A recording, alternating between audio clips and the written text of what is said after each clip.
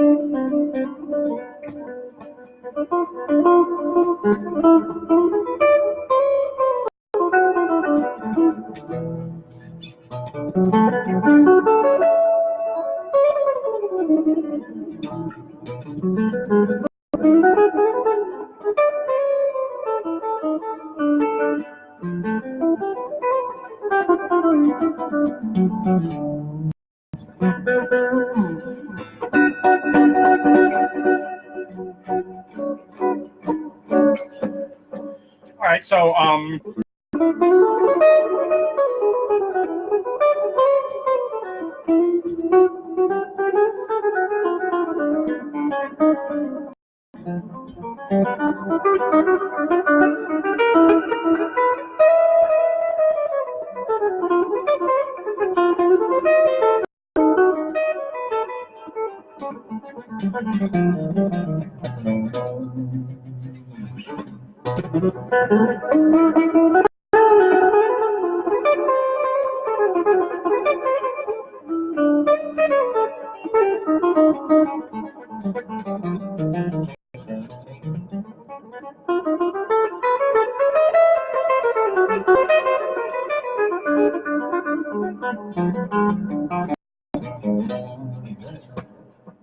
So my title there says it says like Beyond Pentatonic, and by that I mean you start with pentatonic, and a lot of the stuff that I do is kind of starting off with pentatonic and going from there, just kind of making minor alterations. That's something that I like doing. I know I talk about it a lot, but it's just an approach I really like, just making small changes, maybe one at a time, and just seeing what you get after you do that. And so just take talk about the box pattern for people who do play, and even for people who don't. Box pattern is typically referred to. It typically refers to something like this, where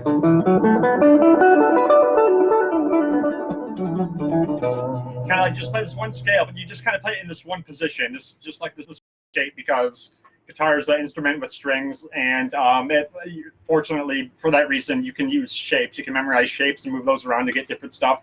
But people get stuck in it. They don't really know how to break out of those shapes, those box patterns, and sometimes they think it's really a daunting task to have to learn all this kind of stuff that they think you have to learn in order to break out of the box patterns, and that's not necessarily true at all. So let's start with this. So we're just talking about pentatonic here at the core, just to start with, and so we know our just like our pentatonic scale, we're doing key of B today.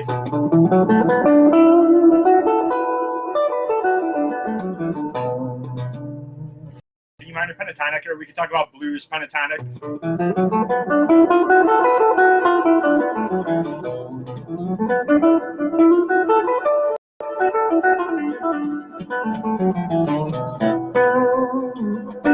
Now, let's just start with that. Okay. So what can you do to make that a little more interesting? One thing that you can do, something that I like the sound of, is say we want to take that blues pentatonic sort of a thing, just the first octave of it. We're going to start there. Now do this. Leave off that note there, the third note in the scale. If you're in B, then that's an E. Or if you want to talk about the scale degrees, that would be the perfect fourth. You leave that off, and you get this.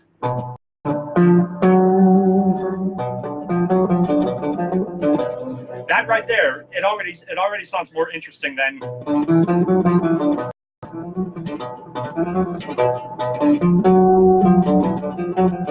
Now there's one note less, so if you want to keep that same sort of a rhythm that you have when you have that note in there, add in another note. And one that I like to add in here, if I'm doing that, is adding in what would be a major six, or if we're talking about it in terms of E, B minor. The major six is going to be or that G sharp, yeah. There, or you can do it there too. Now, box pattern doesn't necessarily mean sticking in the 7th fret, like 7th position, and not breaking out of that. That's not necessarily true, because even if you're playing pentatonic in kind of like a box pattern, you can go like this, kind of going down the fret, or going up to 10.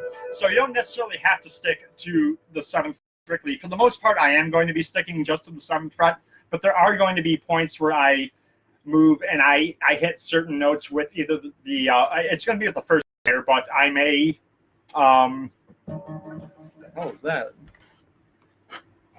There's like some weird snowflake looking icon on the screen I've never seen before. I don't know what it is. Anyway, I'm going to be hitting the 8th fret sometimes, and I'm going to be hitting the 6th fret sometimes, but for the most part, I'm just going to be sticking right here to that first finger. So you can play that G sharp here also. That is the 6th fret of the 4th string, or you can play it here.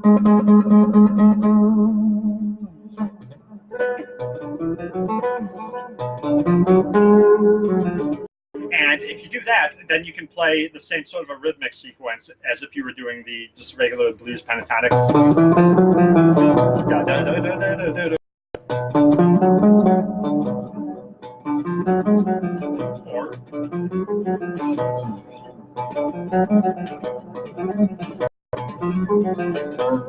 So that right there already sounds a little more interesting. Now also, you can take that sort of a sequence and add in another note here. I'm going to add in the, not really adding in another note. I'm just going to go up one note higher in the scale because our next note in pentatonic is that flat. So I'm going to put that in there too. So we have this now.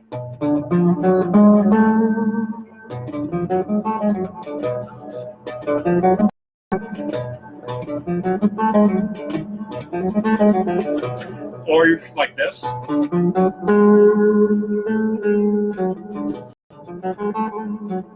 There's a lot of different ways that you can finger it, even if you're just doing those two general positions. But that comes down to what you were doing before or what you think you'll be doing next. So here's what we have. So that already sounds a lot different from our normal blues pentatonic.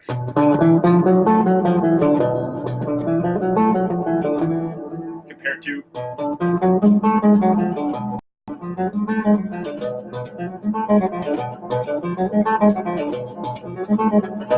or just the. So that right there, let's just look at that for a minute. So just take that sequence there, those notes there. So that's kind of a blues pentatonic. We just took one note away from the blues pentatonic scale, and then we added in another note higher up. So it's the same amount of notes, slightly different. So you can just play around with that.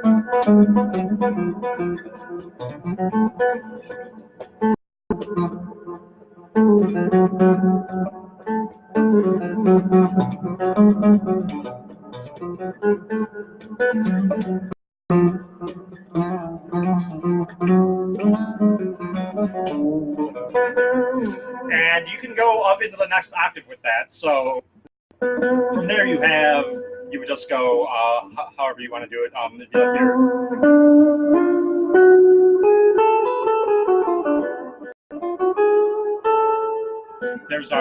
That's our octave of our starting note. That's our B. Then we have D there. Then we had we were leaving out that note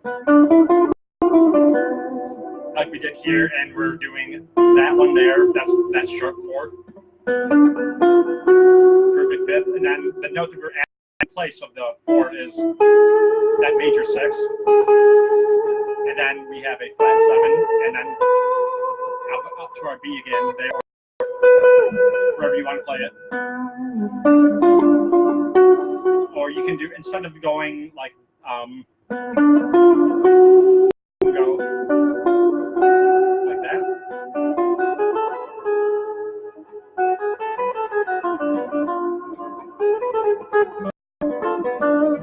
That's a really good way to play that one. I really like doing it there because you can get the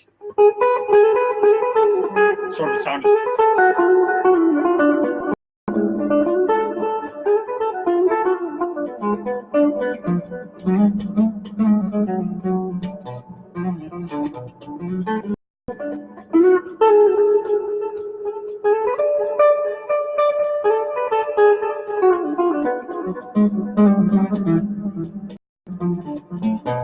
So that right there, that's just one really good example. Let's look at another one here. Let's jump to. No, actually, let's stay in minor for now. Okay. So a couple of easy ones. One that I've talked about before is, say we're just doing like a B minor chord there. Just a regular B minor sort of a bar chord. Well, I'm starting from the 4th string. Okay, so the frets are 9, 7, 7, 7. continuing up.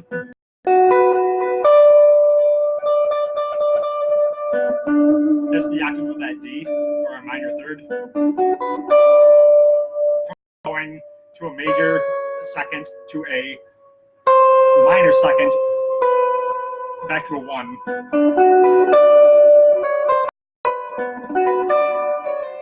And I really like that one doing pull-offs. If you kind of do kind of like a slow strum,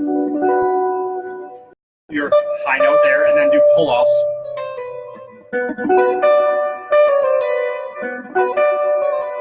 Or maybe like a kind of slide like that. But either way, it's just not doing the same old just pick. Just add a bit of flavor to it by just kind of attacking the notes in a different way. Even if you do something, I don't know. You can even add in the for good measure.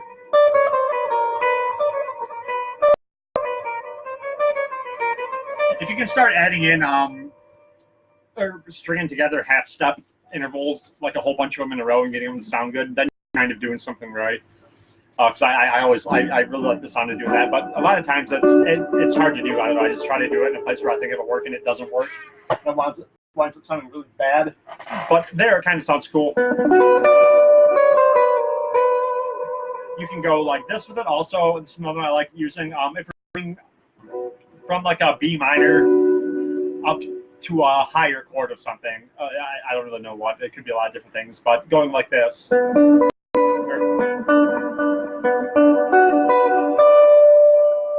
down to the B, and then going like that.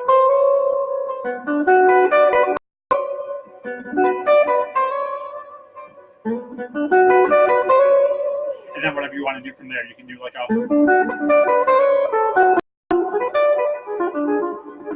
kind of like a diminished. I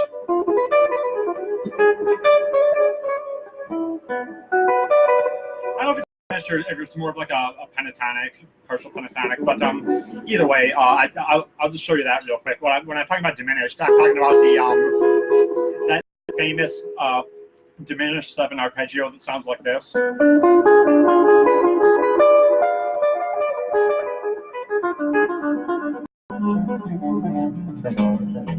That's, you hear Ingve do it a lot, and like neoclassical guys like that.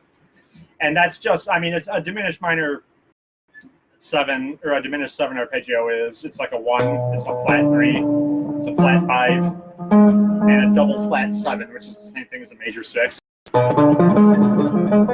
And it's a good pattern to know because it's really easy to do. It repeats. Very, very simple pattern overall compared to a lot of patterns, because you just have it's superimposed minor thirds, and so that's kind of like a minor third is also a fret and a half. So it goes like this, basically, like your B there, okay, and then you go up 3 frets or a step and a half, then you go 3 frets, 3 frets, 3 frets, on and on and on into infinity. And if you don't want to play them just on one string, which you're not going to want to just do that, then you get this. You go up the 3 frets like that, and then you go up 1 over 2. I'm sorry, up 1 over 1 from our starting note here. So I'm on 7, 10, then you go up and over. So we have 8, 11, up, over, 9, 12, 10, 13. That's really the shape, and if you're centralizing it around these strings, the top 3, then you'd have something like this. You'd have like 10th fret here, 9, 7, 10, 7, 9, 10, 7. And if you want to go 1 fret or 1 string lower there, then you go down to 9 again.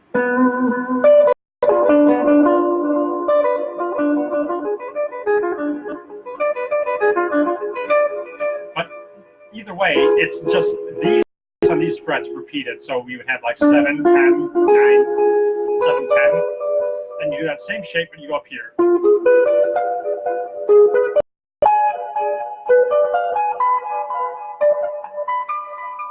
And if you have a good delay, then you get a really cool sounding harmony with yourself. But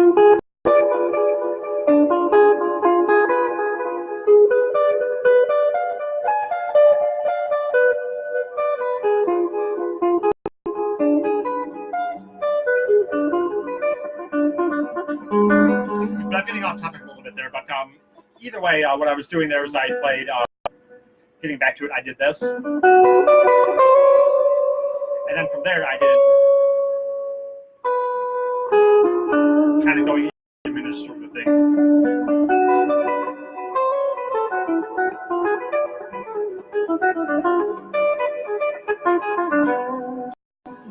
Now, something else that you can do if you're already kind of in this sort of position here. Now check this one out. So we're going to start off doing a pentatonic, blues pentatonic thing again. So we're going to go like this.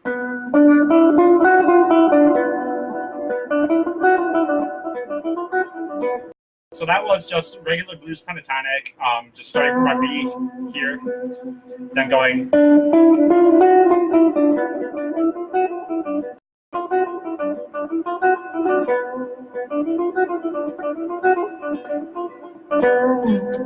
Now, one thing that you can do with that is, when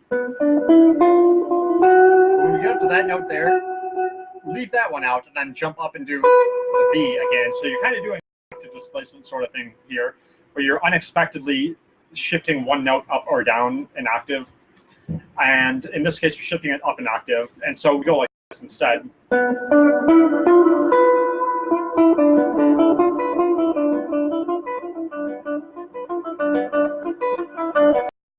It sounds really cool. It's kind of, it's just surprising. I think it's kind of the good word for it. And I guess that's the effect that octave displacement is trying to get across. But so,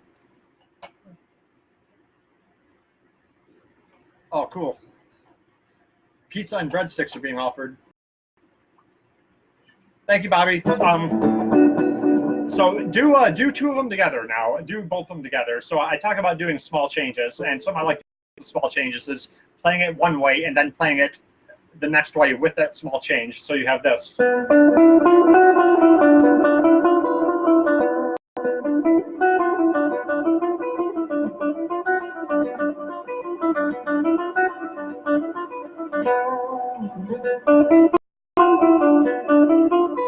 So basically, you're just doing the same thing, and the only difference is one note at the high note in each sequence. So at the first, the highest note is just the 7th fret on the 2nd string, and on the second one, the highest note is the 7th fret on the 1st string.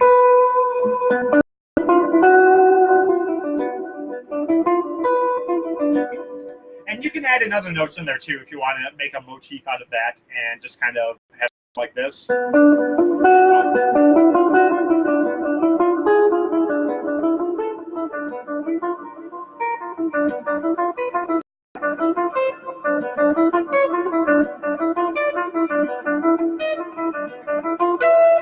However you want to do it. And all I'm doing there is I'm taking that same approach of just changing that one note at a time. And in this case, it's the highest note of each time. And I was just kind of, I was playing it around. I started out by doing, I didn't do that note the first time. I'm going to go back and do that. And the reason why I'm going to do this is so that I can keep changing the highest note, but I'm going to hit every note within reason, so that I'm just doing it consistently, not, and as opposed to just kind of trying to follow some sort of a scale, like make kind of a scale out of the notes that I'm changing with the first. So we get something like this. If you go lower, then you get this sort of thing, which I like.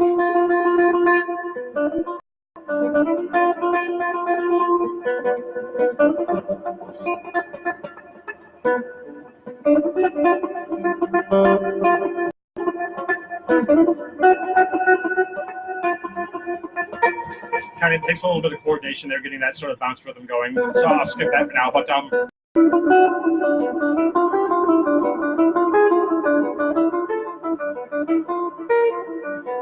see there,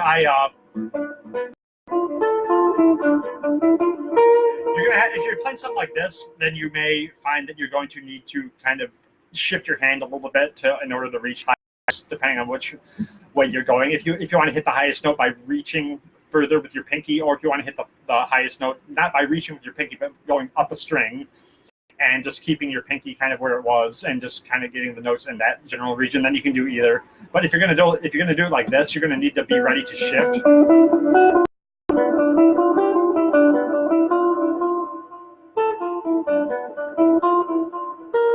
See, like there, I should have.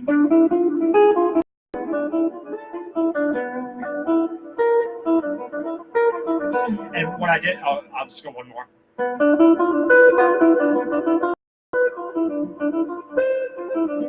At that point, jumping up with your pinky and going any higher that way is just kind of not necessary, I should say. What I did is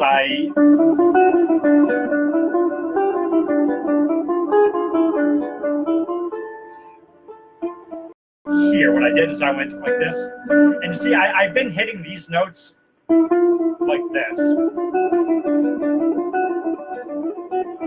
like straight up 7th position, no stretching, 1 finger per fret, 7th fret, 8th fret, 9th, 10th. So that's how I've been hitting these. Now, once we get up to where we want to hit this note there on the 11th fret, then what I did is I shifted up. I started out the same way, but then here I shifted, and each of these fingers got bumped by 1 fret, so that way I'm able to hit that one like that. So watch the two together.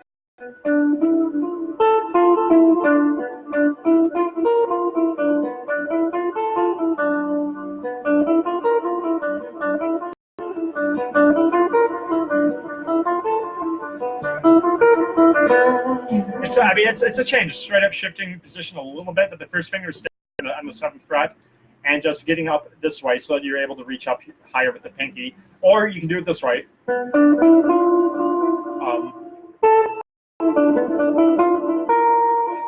Not shifting your entire hand, but stretch. You're jumping up a string and you're going and stretching with the first finger.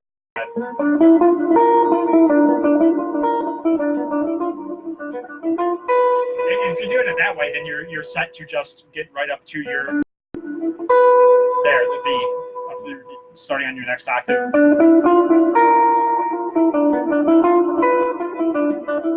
And I'm measuring that hand motion a little bit just so you can see the change, but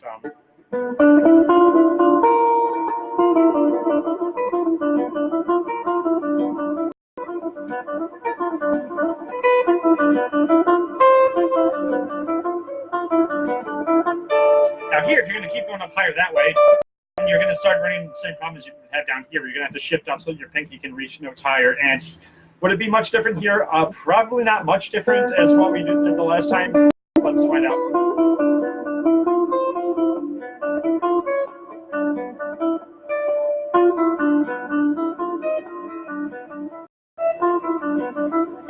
Yeah, I would just kind of shift my hand the exact same way. But still, this is all just kind of the first part of what I wanted to talk about too. But anyway, that's kind of a good tangent to go on, because it showed you how to just take this and then just adding in one more note, but just doing that one note wherever you wanted. And you can make cool sounding stuff out of just that.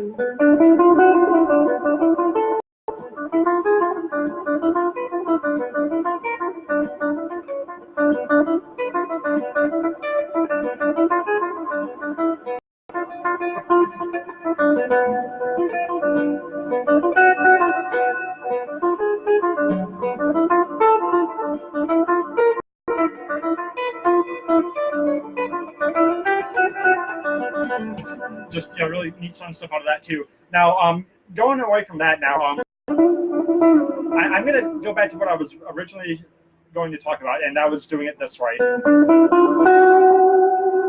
Just doing the pentatonic sort of like that. Now, think of that as like the first part of what you can do here. Okay, so now what we're going to do, we're going to go again. I'm going to change it a little bit, and it sort of starts to sound a little bit atonal, but it sounds cool. Now, what I'm going to do here is I'm going to kind of shift the focus of just kind of like the area where all the action is, away from like the 7, sort of a 10 sort of a range, into 8 and 11. And what I'm going to do by doing that, I'm going to do this.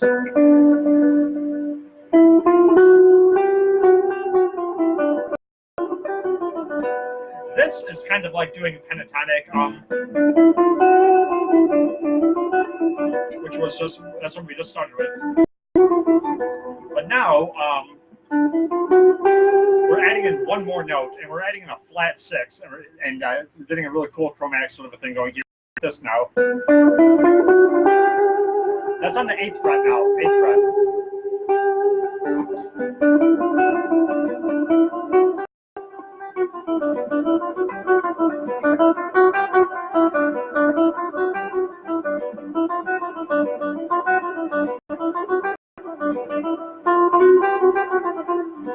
I've never figured out if I want to kind of compensate for the fact that when you do the second one extra note in there and the rhythm gets thrown off a little bit. I want to compensate for that by adding something into the first one or taking something away from the second one. I guess you could do that. Like not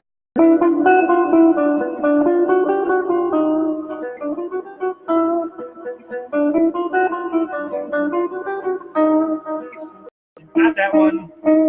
Not. I guess that sounds kind of cool. What I did there is I went. And I would like skipped that one and went. And then hit it on the way back down.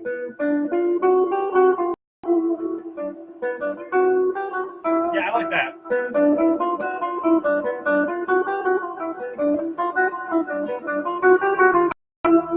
That way, it has the same amount of notes per sequence, and it sounds just rhythmically stable. So that's cool. Yeah, let's go with that one. So that was.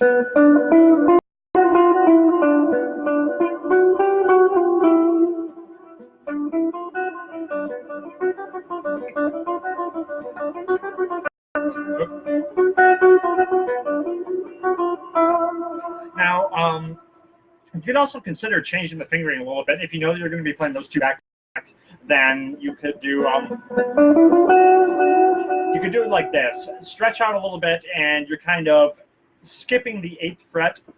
Now you're kind of playing around that. So your first finger is still hitting the 7th fret, but instead of starting here with your ring finger, with your ring finger, starting with the middle finger, we're doing something like that, where I was talking about, where you're kind of shifting up this way in order to reach with your pinky, doing that same kind of an approach. And so you get this.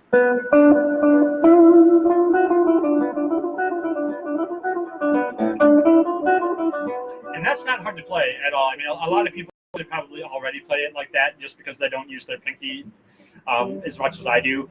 But also, that if you're not using it like this, then your hand is going to be kind of shifted this way a little bit so that you can reach more with your pinky already. And that way, it's not going to be stressful at all to change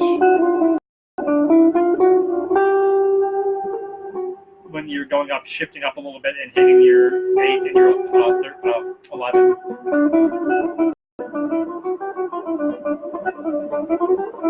See how my hand itself isn't moving left or right at all. It's completely locked in that position.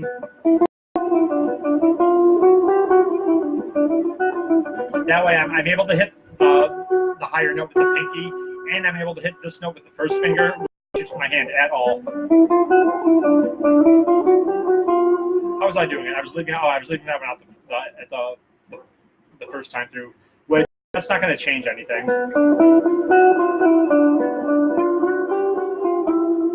See, leaving that one out like I had been doing just recently, and going back down, then hitting it there.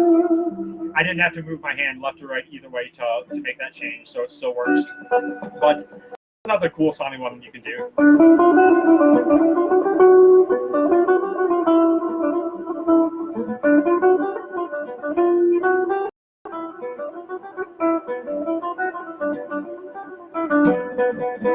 And you can add other stuff along with that too, stuff like that if you want to go lower.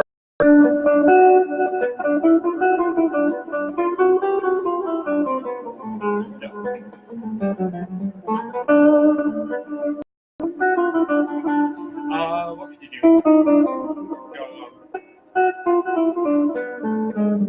Jumped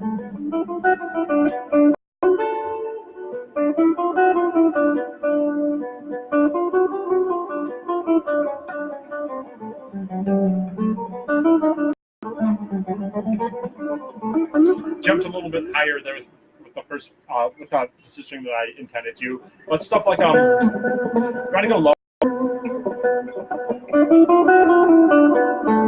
You do like.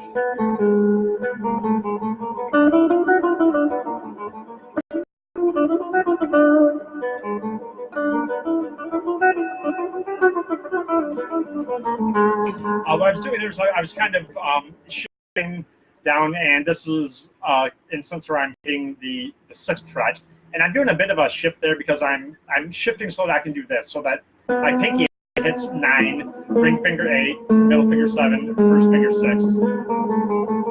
So going from this position straight up 7th position to something that's close to the 6th position, but only temporarily.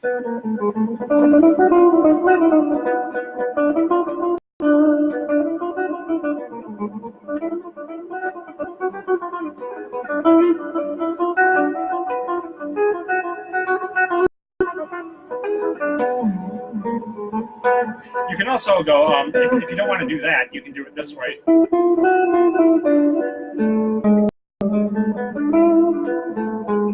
See, before I was doing like I was doing 9, 8, 7, 6. When I was talking about going forward, 9, 8, 7, 6 like that, but you can also do it like this. Where is it?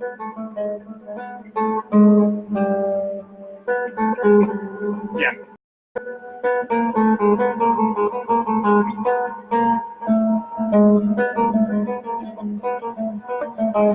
Or that one's a little bit awkward, but you can kind of do a combination of both, and you can go like that.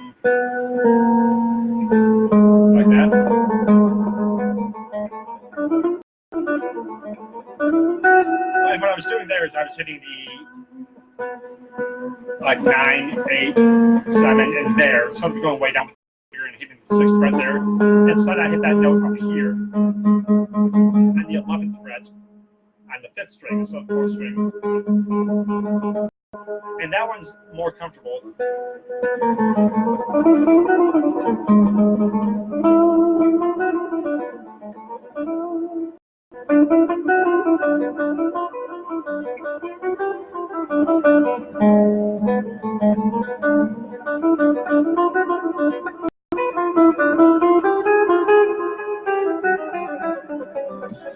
So that's another cool thing you can do. You can do what else? Jump out of straight up minor for a minute. Let's go and do. We're gonna do this now. So this is just like a major arpeggio. Okay, so starting on B, 9th fret. So this is the string skipping version, which is my favorite version for an arpeggio like this. I just find it to be the most comfortable. So I'm starting, and this time the middle finger is hitting the 9th fret there. So the arpeggio goes like this. On the 4th string we have 9, and then we have 8. Same string, then we have 11. Then you skip the 2nd string and you go up to your 1st string and you hit 7. There's the octave of the B.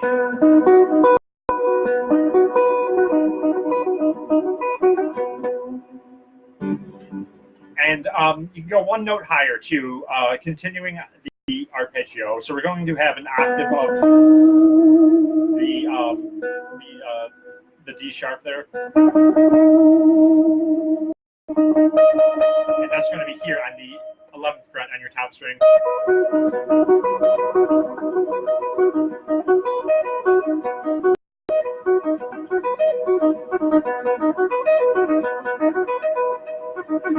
So what we're going to do is I'm going to add something else to this. I'm going to play the same notes, except for one is going to be different. I'm only changing one note here, and I'm going to wind up changing the order that I play them in a little bit in order to make something that's a little more melodically interesting. So the rhythm, or I should say maybe the direction of the notes, the melodic sequence is going to go. So what I did there is I took the arpeggio and I instead of starting at the highest note and then going back down, what I did is I started on the second to the highest note, and then I went up to the highest, then I went back down, I skipped the next, and I went back up to the one I skipped, skip one going down, then go back up to the one I skipped, and then to the first note there. So we get something like this.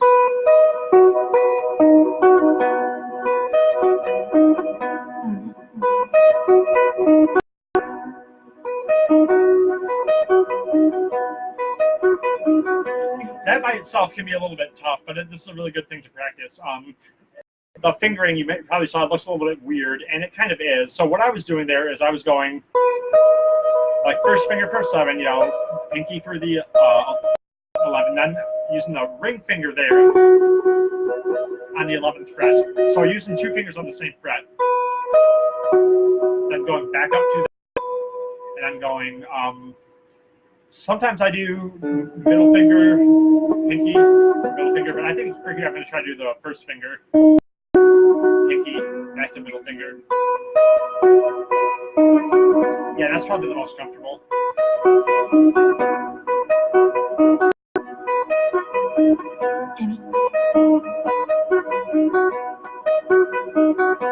Now, here's what we're going to do. We're going to take that note there, the B, going up to the next octave. That's the note we're going to change, okay? That one's going up a half step to a C.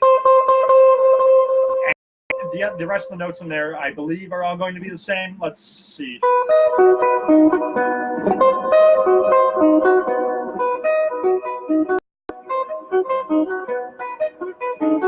Yeah, okay.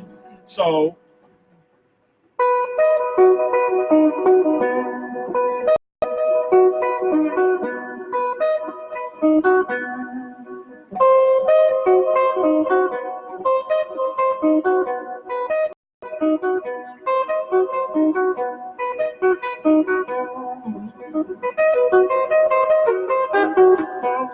and what that does, it turns it into a diminished,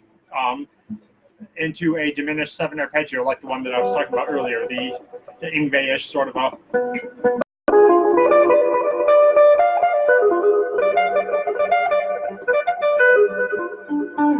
And it is turning it into a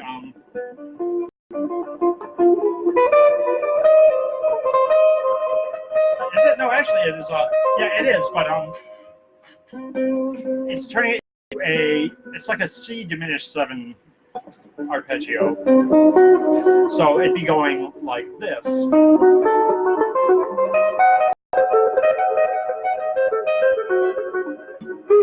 But having that following a B major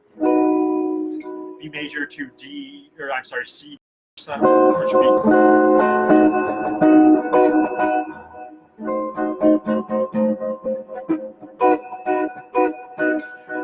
That's kind of like going like 1 major to like a flat 9 diminished. And that's an unusual, more of an unusual sort of a chord progression there.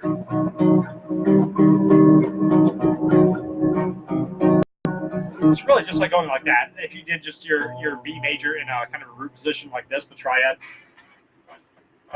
which would be like 7, 4. These two stay the same, and we just changed that B there, and we raised it by 1.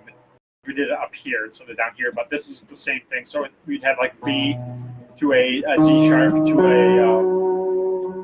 F sharp, and then the B is changing to a C, but the other two stay the same.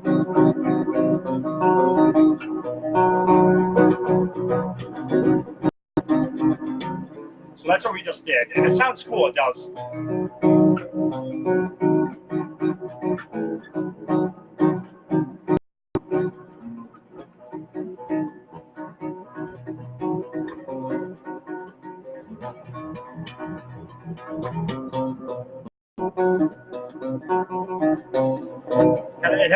It certainly has kind of like a Spanish sort of a sound to it, but and it just sounds.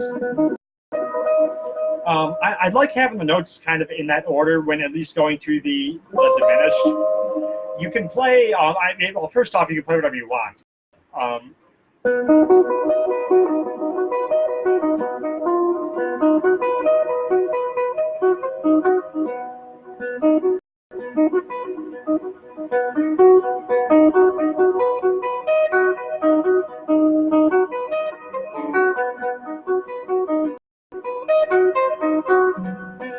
Because in order to get that sort of a sequence like that, just that sort of a sound from that sequence, I guess you don't necessarily have to go with the B major. You can play other stuff with it.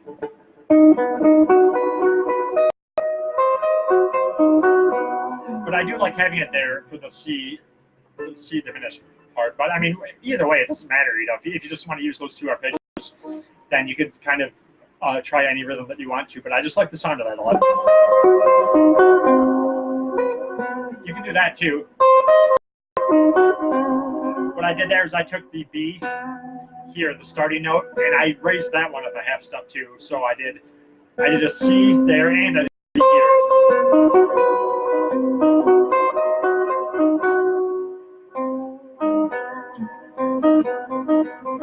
Then you just back to the B. So that's another really neat thing that you can do just by staying here in this box pattern. Really, kind of slight extensions of it, but we're really not outside of that sort of the box pattern. So what else can we do? Well, I'm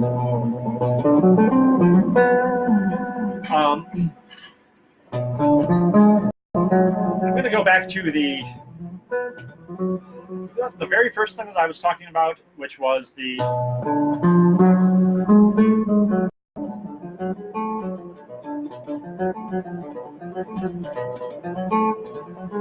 having the major 6 in there too.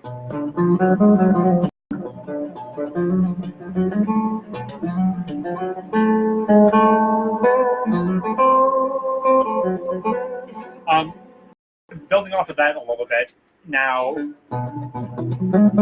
something like that. I mean, you can resolve that just back to pentatonic if you want. I mean, it sounds fine.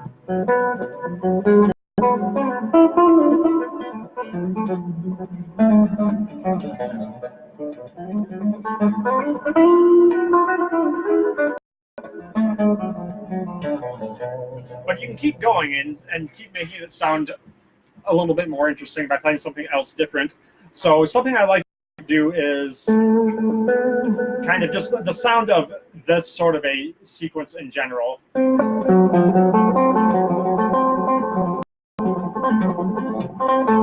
Now, normally when I do that sequence, I'm treating this note here as the root note.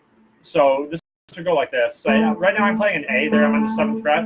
So the sequence, if we're looking at the A, is sort of the root note. We have like 10, 7, and then go down a string. We have like 9, 8.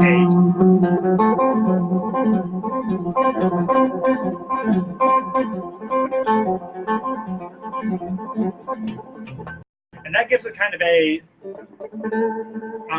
you're thinking about that in terms of A minor, it's kind of a little bit weird because it would have a minor 3rd there, minor 6 there, but it also has a major 6. This could also be treating this as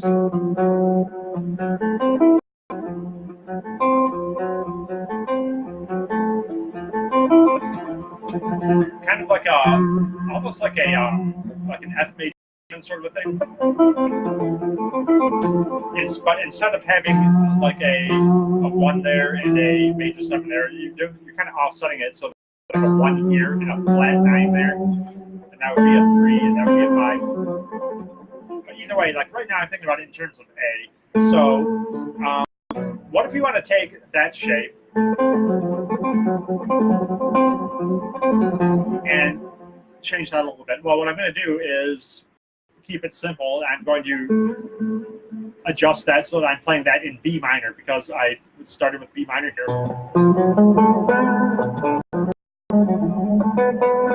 And I just want to stay in B minor. So if I'm doing that, then this note here is going to be the note that we're starting from, and that's still the B there. So the pattern, if you're doing that in B minor, would be kind of like a 12 to a 9 down to an 11, 10. And you get kind of a Dorian blues sort of a sound.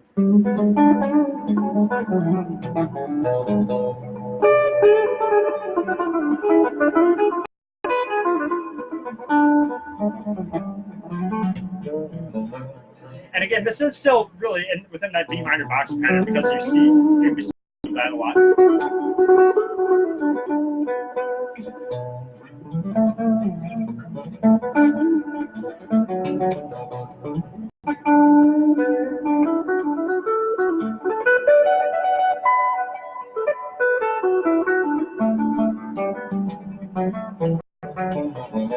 So that is still within that general sort of a box pattern there. And so you get something like this, you put them together.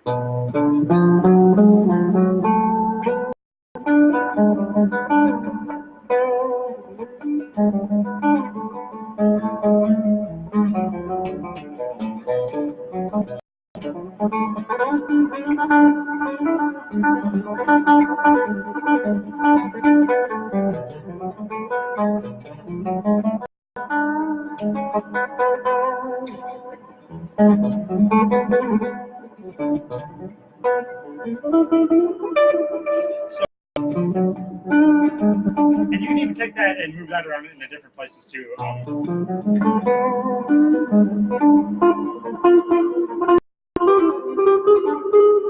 You get just kind of all kinds of really weird stuff if you play around with it. So I'm gonna kind of end it with that as far as just the possible stuff that you could play. I think I'm gonna turn the G deck for a minute and just kind of play some of these ideas so you can hear them in action. I don't have a backing track programmed, but that's okay. I'll just use easy one without any sort of a keyboard or without any rhythm guitar track going in it.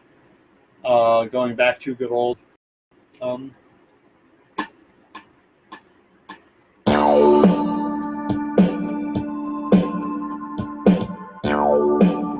not this one though. Let's go to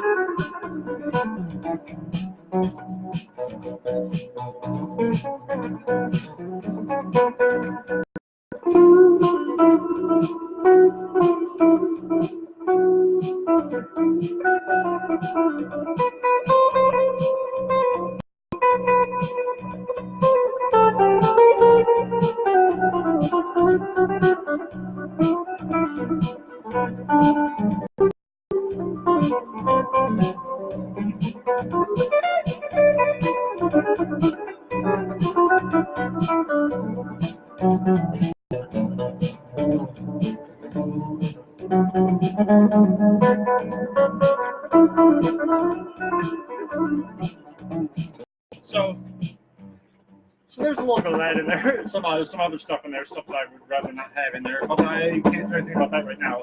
But yeah, so there's all kinds of stuff you can do other than just straight up pentatonic, and a lot of it is it's just a matter of just try putting your fingers somewhere and playing a note and see what it sounds like. And you may get something really cool. If you're just like sitting there by yourself, nobody's listening, nobody's watching, nobody cares about what it sounds like that you're doing, just start putting your fingers in places. It doesn't matter what it is that where you're putting that, just put them somewhere and hit that note and see what it sounds like. You might, with something that you really like the sound of.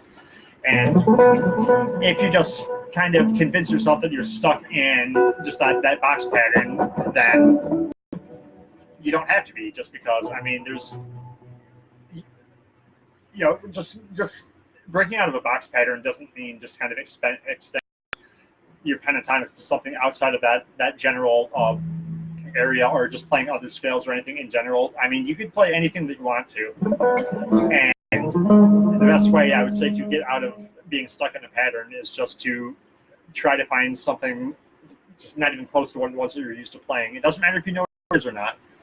If you like the sound of it, and if you can play around with it and use it and kind of make adjustments to it, and find ways to adapt it into other areas, then you're going to be in really good shape there. So I mean, it doesn't have to be just pentatonic or just major or just minor or just this or that or that. I mean, just play something.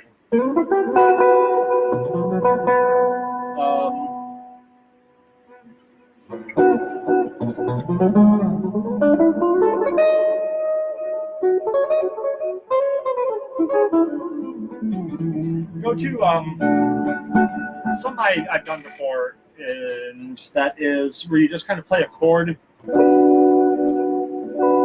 then you play something melodically, keeping in mind what the name of what the sound of the chord is, and trying to, just mentally keep track and play something that is going to fit over it, just based on the sound of that chord. And by that I mean doing something like this.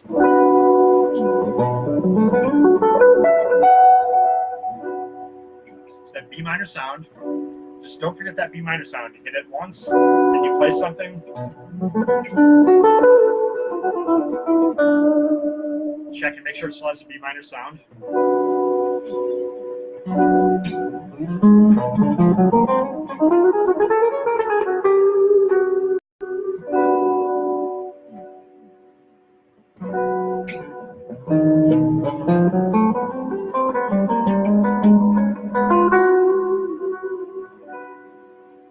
Some of these notes I'm playing are just random.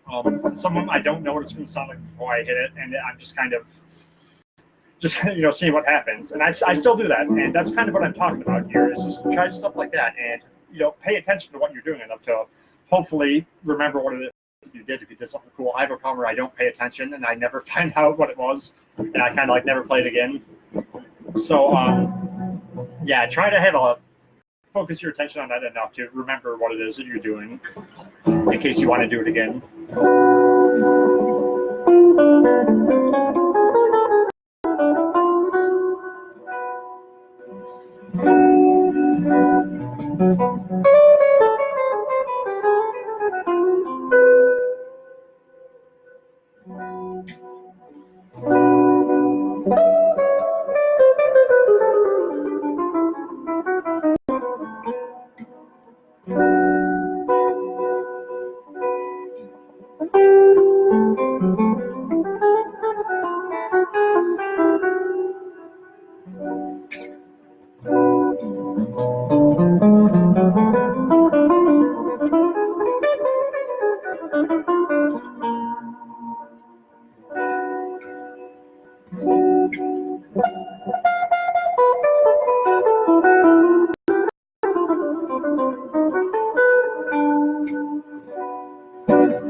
I don't know what's going on. I'm having a hard time hitting the first note of each little melodic sequence that I try to do.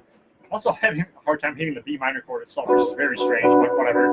The stuff in between isn't bothering me, so I guess I'll take it.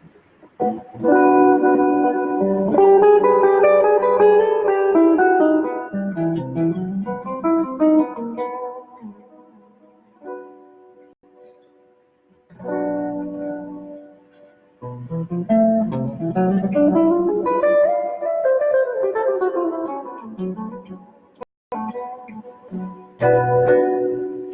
notice I'm still generally staying within the pentatonic box pattern. I'm going up here a little bit.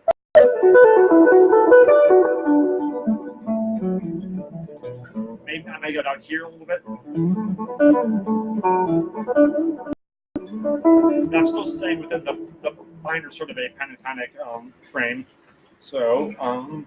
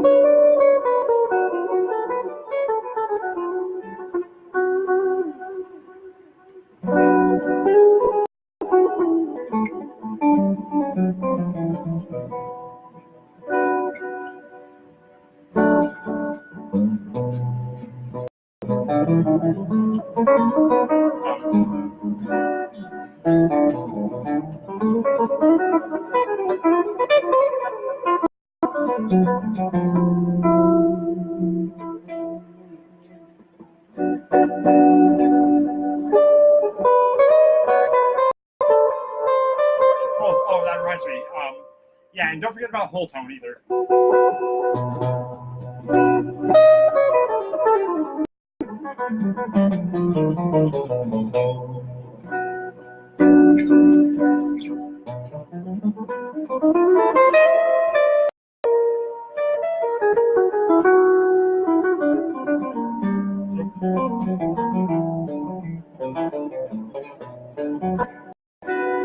Whole tone just being the putting a whole step in between each note,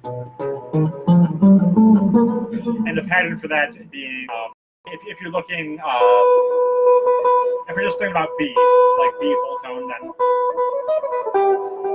the pattern is kind of like this. I'm going to start here on the lower B, make it easier for you to see the entire thing. So that would be going like 7, 9, 11. Then you go up and you do 8. So you get this.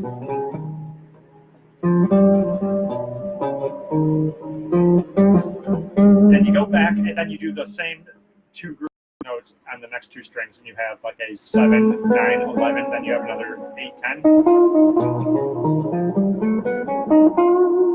Now here a little bit, you just do another 8, 10.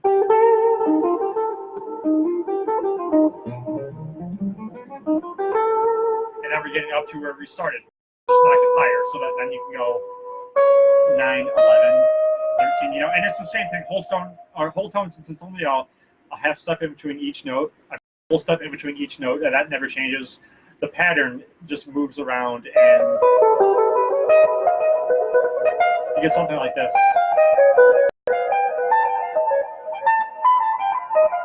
The same pattern, as long as you're starting it a whole step higher or lower, or increments away from where you started at the first time.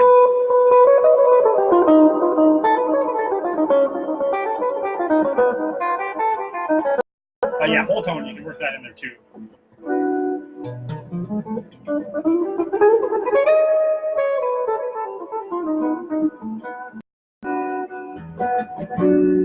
Another one, minor major 7.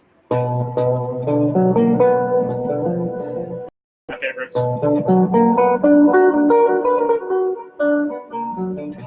And minor major 7 was just it's like a minor, and then you have a major 7th in it. So we would have, in place of the A that would normally be part of B minor, we have an A sharp.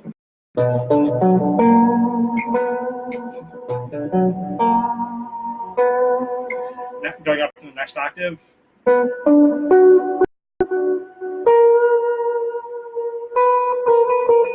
Doing it that way, doing the A sharp on the second string and the B up there on the first string.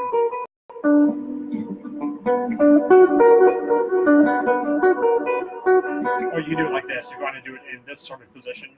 The same thing that you get here.